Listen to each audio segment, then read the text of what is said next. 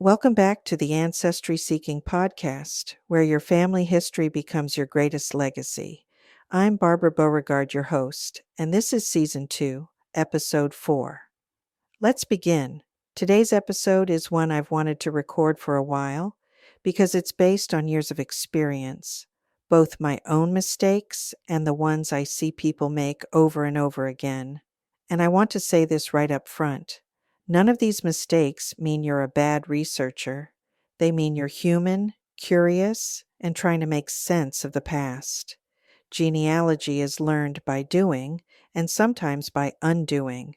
So today, we're going to talk about the biggest mistakes genealogists make, why they happen, and most importantly, how to avoid them without feeling overwhelmed or discouraged. Mistake number 1, trying to do everything at once. This is probably the most common mistake I see, especially with beginners. Someone gets excited about genealogy, opens a family tree, and suddenly they're trying to research every surname, trace every line back to the 1600s, upload photos, test DNA, organize files, interview relatives, and learn 5 different websites at the same time. And before long, they're overwhelmed, confused, and frustrated. Here's an example. I've had people tell me, I've been working on my family tree for years, but I feel like I haven't actually finished anything. That's usually because they never slowed down enough to focus. How do you avoid this mistake?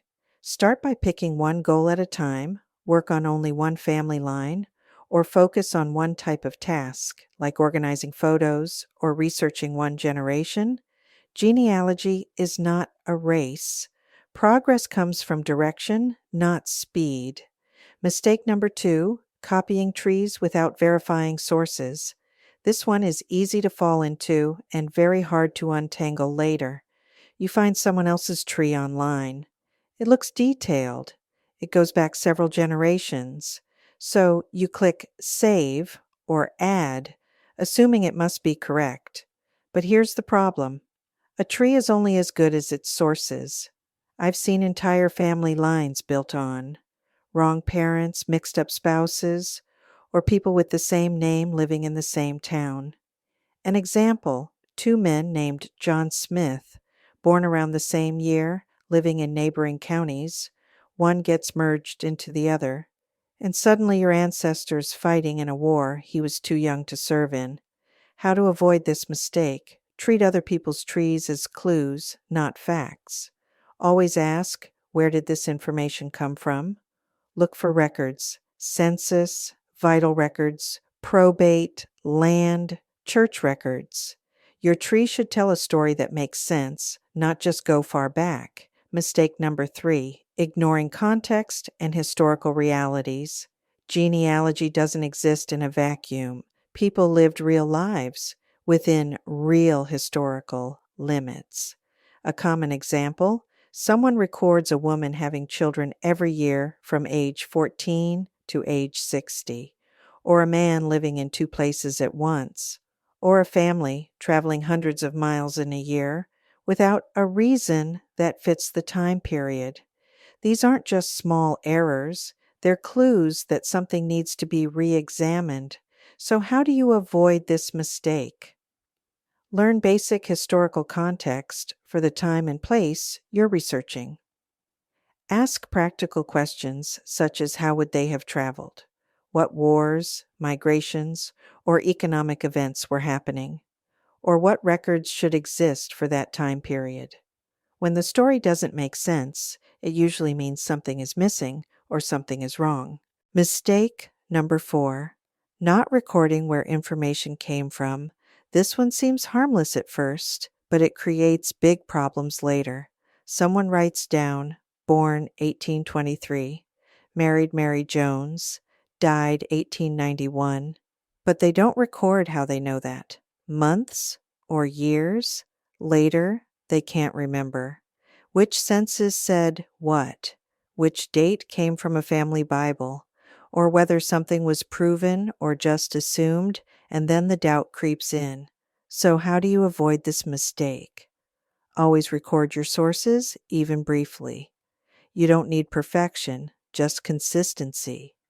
Write enough so future you understands what you did. Think of citations as breadcrumbs you leave for yourself. Mistake number 5, saving everything but organizing nothing. This is especially common in the digital age. People download census images, photos, PDFs, screenshots, DNA charts, and then save them to a computer, or worse, multiple devices, without a system. Later, they have duplicate files, unnamed documents, folders labeled genealogy stuff, and no idea what they already have. You can avoid this mistake by creating a simple folder structure, naming files consistently, deciding where things live before you download them. Organization doesn't have to be fancy, it just has to be repeatable. Mistake number 6, waiting too long to talk to family members. This is one of the most heartbreaking mistakes because it can't always be fixed. People say, "I'll ask later. I'll record it someday." They'll always be there. And then suddenly, they're not. Stories disappear, memories fade, details that never existed in records are gone forever. How can you avoid this mistake? Start conversations now, even casual ones. Ask simple questions, record voice notes, write summaries, or take photos. You don't need a perfect interview. You just need to start.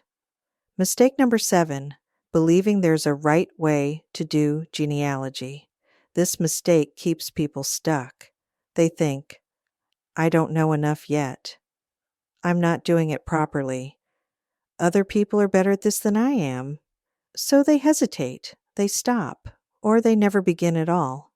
Here's the truth. There is no single right way to do genealogy. There are better practices, yes, but your work is valid because you're doing it thoughtfully. So, how do you avoid this mistake? Give yourself permission to learn as you go. Accept that mistakes are part of the process. Focus on progress, not perfection. Every experienced genealogist started exactly where you are now. If any of these mistakes sounded familiar, that's okay. The goal of genealogy isn't to be flawless, it's to be intentional. When you slow down, verify what you find, preserve what matters, and give yourself grace, you're doing something incredibly meaningful. You're not just building a tree, you're protecting a legacy. I hope you'll join me for the next episode. New episodes of the Ancestry Seeking Podcast are released on the first and third Monday of each month. Thanks for listening to the Ancestry Seeking Podcast. For free guides, worksheets, and legacy tools, visit AncestrySeeking.com.